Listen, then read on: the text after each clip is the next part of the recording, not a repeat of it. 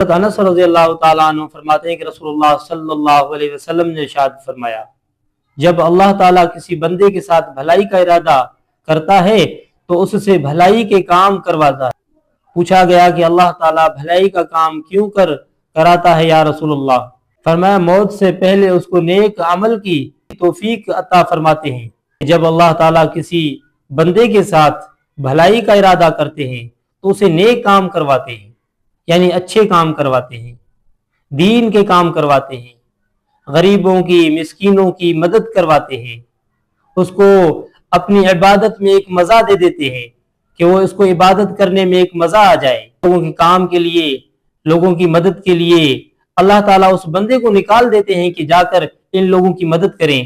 تو یہ اللہ تبارک و تعالیٰ اس سے یعنی کہ نیکی کا یہ کتنی بڑی بات ہے کہ گناہوں سے نکال کر، گندے کاموں سے نکال کر اور دنیا کی اس محبت سے نکال کر، اللہ ہے کہ دنیا کی دلدل سے نکال کر، دنیا کے فتنے اور فریب سے نکال کر، دنیا کی محبت سے نکال کر اس کو وہ اپنی محبت میں لایا ہے۔ یہ اللہ کا کتنا بڑا کرم ہے کہ اللہ تعالیٰ نے اس کو اچھے عمل کی توفیق عطا فرمائی، لوگوں کے ساتھ خیر خواہی اور بھلائی کا معاملہ کرنے کی توفیق عطا فرمائی۔ اللہ تعالیٰ نے اس بندے کو اپنے قریب کر دیا جو دنیا کے قریب تھا، جو دنیا کے پیچھے تھا، اللہ تعالیٰ نے اس کو اپنے پیچھے لگا دیا، اپنے دین کے پیچھے لگا دیا، نبی کریم صلی اللہ علیہ وسلم سے محبت کروا دی، اپنے آپ سے محبت کروا دی۔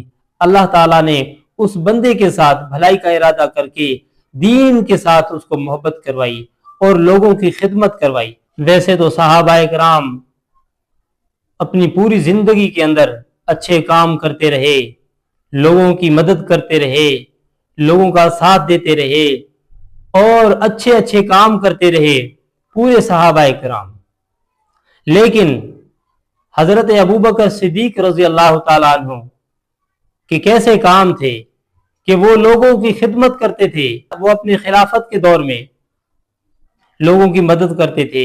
ایک بڑھیا تھی، جا کر اس کے پانی کے مٹکے بھرتے تھے، ان کی خدمت کرتے تھے اور وہ ایسے کام کرتے تھے کہ جن سے اللہ راضی ہو جائے، جن سے ہمارے نبی کریم صلی اللہ علیہ وسلم خوش ہو جائیں۔ اس طرح کے وہ کام کرتے تھے، لوگوں کی خدمت کرتے تھے اور یہ بھلائی کے کام تھے۔